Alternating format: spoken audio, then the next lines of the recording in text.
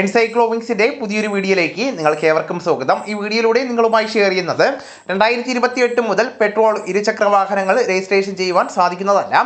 EV മാത്രം വാഹന നയം അവതരിപ്പിച്ച് ഡൽഹി സർക്കാർ മുന്നോട്ട് വന്നിരിക്കുകയാണ്. അപ്പോൾ ഇതിന്റെ വിശദാംശങ്ങളാണ് ഈ വീഡിയോയിലൂടെ ഷെയർ ചെയ്യുന്നത്. നമ്മുടെ വീഡിയോസ് ആദ്യമായി കാണുന്ന സുഹൃത്തുക്കളാണെങ്കിൽ ആദ്യമേ തന്നെ ചാനൽ ഒന്ന് സബ്സ്ക്രൈബ് ചെയ്യുക. അപ്പോൾ നമുക്ക് വിശദാംശങ്ങളിലേക്ക് കിടക്കാം. രാജ്യതലസ്ഥാനത്തെ ഇലക്ട്രിക് വാഹനങ്ങൾ പ്രോത്സാഹിപ്പിക്കുന്നതിനും മലിനീകരണങ്ങൾ കുറയ്ക്കുന്നതിനുമായിട്ട് ഇലക്ട്രിക് വാഹന നയത്തിന്റെ കരട് പുറത്തിറക്കിയിരിക്കുകയാണ് ഡൽഹി സർക്കാർ. പെട്രോൾ വാഹനങ്ങൾക്ക് സമയബന്ധിതമായിട്ടുള്ള നിയന്ത്രണങ്ങൾ, കർശനമായിട്ടുള്ള ഫ്ലീറ്റ് നിയന്ത്രണങ്ങൾ, അതോടൊപ്പം തന്നെ ചാർജിംഗ് സൗകര്യത്തിന്റെ വിപുലീകരണം തുടങ്ങിയവ ഉൾപ്പെടുത്തുന്നതാണ് EV നയം. ഡൽഹിയിലെ വായു മലിനീകരണ പ്രതിസന്ധിക്ക് കാരണമാകുന്ന ഇന്ധന വാഹനങ്ങളുടെ ഉപയോഗം കുറയ്ക്കുക, നഗരത്തെ പൂർണ്ണമായിട്ടും പരിസ്ഥിതി സൗഹൃദ സംവിധാനത്തിലേക്ക് മാറ്റുക തുടങ്ങിയവയാണ് ലക്ഷ്യം. ഗതാഗത വകുപ്പ് പുറത്തിറക്കിയ EV കരട് നയം പൊതുജനങ്ങളുടെയും വിദഗ്ധരുടെയും അഭിപ്രായങ്ങൾക്കായിട്ട് 30 ദിവസത്തേക്ക് സമർപ്പിച്ചിരിക്കുകയാണ്. 2027 ഏപ്രിൽ 1 മുതൽ ഇലക്ട്രിക് 3 ചക്ര വാഹനങ്ങൾക്ക് മാത്രമാണ് പുതിയ രജിസ്ട്രേഷന് അനുമതി നൽകുന്നത്. 2028 ഏപ്രിൽ 1 മുതൽ ഇരുചക്ര വാഹനങ്ങൾക്കും ഈ ഒരു നിയന്ത്രണം ബാധകമാകുന്നതാണ്. ഇതോടെ ഡൽഹിയിലെ പെട്രോൾ 2 വീലറുകളുടെ രജിസ്ട്രേഷന് അനുമതി ഉണ്ടായിരിക്കുന്നതല്ല. കൂടാതെ അഗ്രിഗേറ്റർ അടിസ്ഥാനത്തിൽ പ്രവർത്തിക്കുന്ന വാണിജ്യ വാഹനങ്ങൾക്കും നിയന്ത്രണം ബാധകമാകുന്നതാണ്.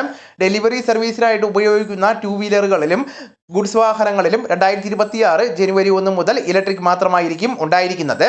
നിലവിലുള്ള BS6 വാഹനങ്ങൾക്ക് 2026 ഡിസംബർ 31 വരെ മാത്രമേ അനുമതി നൽകൂവെന്നും നയം വ്യക്തമാക്കുകയാണ്. സ്കൂൾ ബസ്സുകളും സർക്കാർ വാഹനങ്ങൾക്കും പുതിയ നയം ബാധകമാകുന്നതാണ്. സ്കൂൾ ബസ്സുകൾ ഘട്ടം ഘട്ടമായിട്ടാണ് ഇലക്ട്രിക് ആക്കുന്നത്. 2ാം വർഷത്തിൽ 10% വൈദ്യുത വാഹനങ്ങളായിരിക്കും ഉണ്ടായിരിക്കുന്നത്. 3ാം വർഷത്തിൽ 20%, 2030 ആകുമ്പോഴേക്കും 30% എന്നിങ്ങനെയാണ് ലക്ഷ്യം വയ്ക്കുന്നത്. ഇനി മുതൽ വാടകയ്ക്കെടുക്കുന്നതും പാട്ടത്തിനെടുക്കുന്നതുമായിട്ടുള്ള സർക്കാർ വാഹനങ്ങൾ 100% ഇലക്ട്രിക് ആയിരിക്കേണ്ടതാണ്. കൂടാതെ പുതുതായിട്ട് വാങ്ങുന്ന സർക്കാർ വാഹനങ്ങളെല്ലാം ഇലക്ട്രിക് വാഹനങ്ങളായിരിക്കും. ഗതാഗത സംവിധാനത്തിന് കീഴിലുള്ള പുതിയ അന്തർ സംസ്ഥാന ബസ്സുകളും ഇലക്ട്രിക്കിലേക്ക് മാറ്റുന്നതാണ്. ഇലക്ട്രിക് വാഹനങ്ങൾക്ക് പ്രത്യേക സബ്സിഡികളും നികുതി ഇളവുകളും സർക്കാർ വാഗ്ദാനം ചെയ്യുന്നുണ്ട്. 2.25 ലക്ഷം രൂപ വരെ വിലയുള്ള ഇലക്ട്രിക് ഇരുചക്ര വാഹനങ്ങൾക്ക് ബാറ്ററി ശേഷി അനുസരിച്ച് സബ്സിഡികൾ ലഭിക്കുന്നതാണ്. ഇലക്ട്രിക് 3 ചക്ര വാഹനങ്ങൾക്കും ചരക്ക് വാഹനങ്ങൾക്കും സമാനമായ ആനുകൂല്യങ്ങൾ നിർദ്ദേശിക്കുന്നുണ്ട്. അതേസമയം നിർദ്ദിഷ്ട വ്യവസ്ഥയിൽ ഇലക്ട്രിക് കാറുകൾക്ക് 1 ലക്ഷം രൂപ വരെ ആനുകൂല്യങ്ങൾക്ക് അർഹത ഉണ്ടായിരിക്കുന്നതാണ്. പഴയ BS6 അല്ലെങ്കിൽ അതിന് താഴെയുള്ള വാഹനങ്ങൾ മാറ്റി സ്ഥാപിക്കുക എന്ന ലക്ഷ്യത്തോടു കൂടി 10,000 രൂപ മുതൽ 1 ലക്ഷം രൂപ വരെ സ്ക്രാപ്പേജ് ആനുകൂല്യങ്ങളും നൽകുന്നതാണ്. കൂടാതെ ഇലക്ട്രിക് വാഹനങ്ങൾക്ക് റോഡ് നികുതിയിലും രജിസ്ട്രേഷൻ ഫീസിലും 100% ഇളവ് നൽകുവാനും കരട് നിർദ്ദേശിക്കുകയാണ്.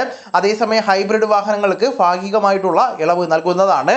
ഡൽഹിയിലുടനീളം ഇലക്ട്രിക് വാഹന ചാർജിംഗ് സൗകര്യം വർദ്ധിപ്പിക്കുക എന്നതാണ് നയത്തിന്റെ മറ്റൊരു ലക്ഷ്യം. ചാർജിംഗ്, ബാറ്ററി സ്വാപ്പിംഗ്, നെറ്റ്വർക്കിന്റെ ആസൂത്രണം, നടപ്പിലാക്കൽ, ഗ്രിഡ് സംയോജനം എന്നിവയുടെ നോഡൽ ഏജൻസിയായിട്ട് ഡൽഹി ട്രാൻസ്കോ ലിമിറ്റഡിനെ നിയമിക്കുകയും ചെയ്തിരിക്കുകയാണ്. ഇലക്ട്രിക് വാഹനങ്ങളുടെ വർധനവ് ബാറ്ററി മാലിന്യം ഉണ്ടാകാതിരിക്കാൻ ശാസ്ത്രീയമായിട്ടുള്ള റീസൈക്ലിംഗ് സംവിധാനം കൊണ്ടുവരുന്നതാണ്. പൂർണ്ണമായിട്ടും ഡിജിറ്റൽ സംവിധാനത്തിലൂടെയായിരിക്കും സബ്സിഡികളും മറ്റും വിതരണം ചെയ്യുന്നത്. വളരെ പ്രധാനപ്പെട്ട ഈ അറിയിപ്പ് നിങ്ങളുടെ സുഹൃത്തുക്കളിലേക്കും മറ്റ് ഗ്രൂപ്പുകളിലേക്കും കൂടെ ഷെയർ ചെയ്യുക. നമുക്ക് തുടർന്നും വിജ്ഞാനപരമായിട്ടുള്ള മറ്റ് വീഡിയോസും ആനുകാലിക വിവരങ്ങളുമായിട്ട് വീണ്ടും കാണാം. അതുവരെ ഗുഡ് ബൈ.